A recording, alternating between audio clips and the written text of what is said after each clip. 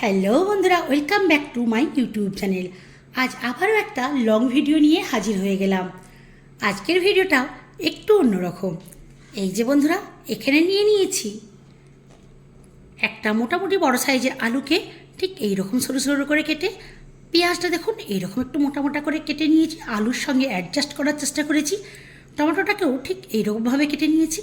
আর নিয়েছি সেম পরিমাণ একটু চুনো, এগুলো শাকি চুনোও বলতে পারেন। এর মধ্যে ছোটোখাটো বাটাও আছে, একটু বিভিন্ন রকমের মিক্সিং চুনো মাছ। আর এখানে নিয়েছি বেশ কতগুলো কাঁচা লঙ্কা, সঙ্গে নিয়েছি ধনে বাটা। আর এখানে নিয়েছি পরিমাণ মতো তেল। আর এই যে লঙ্কা, হলুদ, ধনে জিরে গুঁড়ো আর পরিমাণ মতো নুন। তো চলুন প্রথমেই প্রসেসে যাওয়া যাক। নিয়ে নেবো একটা কড়াই।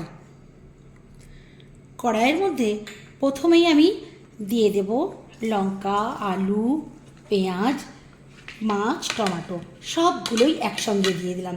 ভাবছেন এই আবার কি? ঠিক এইভাবেই রান্না করব। ভিডিওটা না টেনে দেখতে থাকুন, ভালো লাগবে। এখন দিয়ে দেবো এই যে সমস্ত মশলাগুলো। এটা অবশ্যই পরিমাণ মতো হতে হবে, আমি এখানে পরিমাণ মতো নিয়ে নিয়েছি। এখন দিয়ে দেবো তেলটা।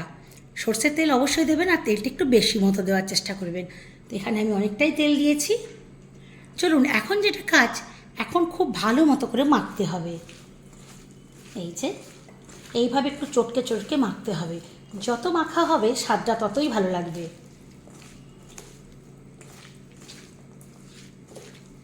তেলটা যাতে মশলা আর মাছটা সবার সঙ্গে খুব ভালো মতো করে ম্যারিনেট হয়ে যায়, সেভাবে মেখে নিতে হবে। ভালো মতো মেখে নেওয়ার পর ঠিক এইভাবে সেটিং করে 8 ঘন্টার জন্য চাপা দিয়ে রাখতে হবে। ঢাকা দিয়ে রেখে দিলাম। 8 ঘন্টা পর ফিরে আসছি। 8 ঘন্টা পর ফিরে আসলাম ওভেনে। ওভেনটাকে এখন অন করে দেব আর বসিয়ে দেব কড়াই। ঢাকাটা খুলে দেব। ফ্লেমটা এখন লোতে রেখেছি, হাইয়ে করে দেব। একটু জল ইউজ করি না, এখন দিয়ে দেবো জল। জলটা খুব বেশি নয়, একদম একটা ছোটো বাটির হাফ বাটি। একটু নাড়াবো না, দিয়ে দেবো ঢাকা। মিনিট 5 হাই ফ্লেমেই রান্না হবে। 5 মিনিট পর ফিরে আসলাম। ফ্লেমটাকে আমি একটু লো করে দিয়েছি, এখন ফ্লেমটাকে আবারও হাইয়ে করে দিলাম। হালকা হাতে একবার নাড়িয়ে দেবো একটু। আর এই সময়ের মধ্যে আলু সেদ্ধ হয় না, এখন একটু বাকি আছে। তো এই যে এখন আমি আবারও ঢেকে দেব। এবারে একটু মিডিয়াম টু লো ফ্লেমে 5 মিনিটের জন্য রান্না করে নেব। ফিরে আসলাম আবারও 5 মিনিট পর। ফ্লেমটা কিন্তু এখনও মিডিয়াম টু লোতেই করা আছে। এখন একটু নাড়িয়ে দেব। গ্রেভিটা অনেকটাই কমে এসছে আর আলু সেদ্ধ হয়ে গেছে। এখন আমি প্রথমেই যেটা করব, নুনটা চেক করে নেব। ঠিকঠাক আছে, একটু কম মনে হচ্ছে, তো আমি সেই জন্য অল্প একটু নুন দিয়ে দেবো। এখন ফ্লেমটাকে হাইয়ে করে দেবো।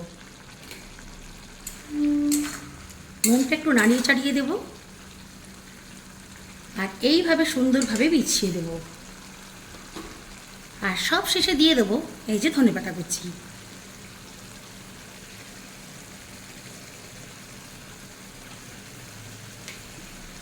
ধনেপাতা কুচি দিয়ে একটু ওপর থেকে এইভাবে চেপে চেপে দেবো।